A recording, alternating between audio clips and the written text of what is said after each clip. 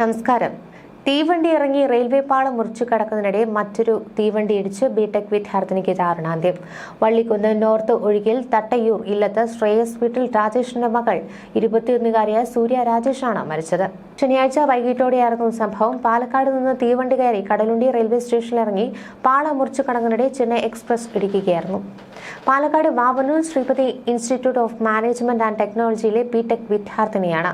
Mannur CMH higher secondary സ്കൂളിലെ അധ്യാപിക N പ്രതിഭയുടെ മകളാണ്. സഹോദരൻ ആദിത്യ രാജേഷ് +1 വിദ്യാർത്ഥിയാണ്. രാമനാട്ടുകര സേവാ മന്ദിര പോസ്റ്റ് ബേസിക് ഹയർ സെക്കൻഡറി സ്കൂളിലാണ് പഠിക്കുന്നത്. റെയിൽവേ പാളം മുറിച്ചു കടക്കുമ്പോൾ ശ്രദ്ധിക്കേണ്ട ഒരുപാട് കാര്യങ്ങളുണ്ട്. ഒരു സെക്കൻഡിലെ അശ്രദ്ധ ജീവനെടുക്കുന്ന അവസ്ഥയ്ക്ക് വഴിവെക്കുകയാണ് ചെയ്യുന്നത്. ഇങ്ങനെയുള്ള അപകടങ്ങൾക്ക് കൂടുതൽ ഇരയാകുന്നതും സ്ത്രീകൾ തന്നെ. ഇത്തരത്തിലുള്ള അപകടങ്ങൾക്ക് അശ്രദ്ധ മാത്രമാണ് ഉത്തരവാദി. ഇനിയെങ്കിലും ശ്രദ്ധിച്ച് മാത്രം റെയിൽവേ പാളങ്ങൾ മുറിച്ചു കടക്കുക.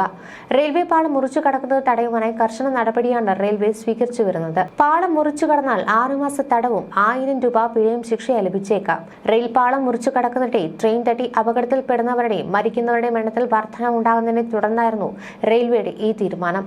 ഫുട് ഓവർ ബ്രിഡ്ജുകളും സബ്വേകളും ഉപയോഗിക്കാതെ പാളം കടന്നു പോകുന്നതാണ് അപകടങ്ങൾക്ക് കാരണമാകുന്നതെന്നാണ് റെയിൽവേ പറയുന്നത്.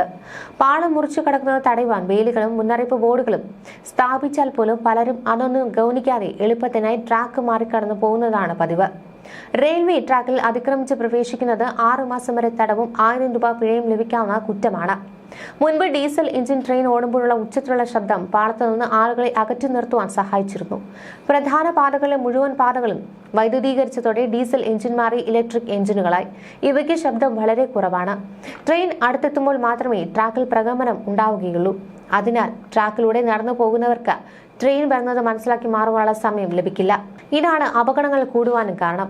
യാത്രാ വണ്ടികൾക്കും ചരക്കു വണ്ടികൾക്കും പുറമെ ട്രാക്കുകളിലൂടെ പതിവായി കടന്നുപോകുന്ന ട്രാക്ക് മെയിന്റനൻസ് മെഷീനുകൾ, റെയിൽവേ മെറ്റീരിയൽ ട്രെയിനുകൾ എന്നിവയ്ക്കും ശബ്ദം കുറവാണ്. അപകടം കുറയ്ക്കുന്നതിന് പൊതുജനങ്ങളുടെ സഹകരണം അത്യാവശ്യമാണ്.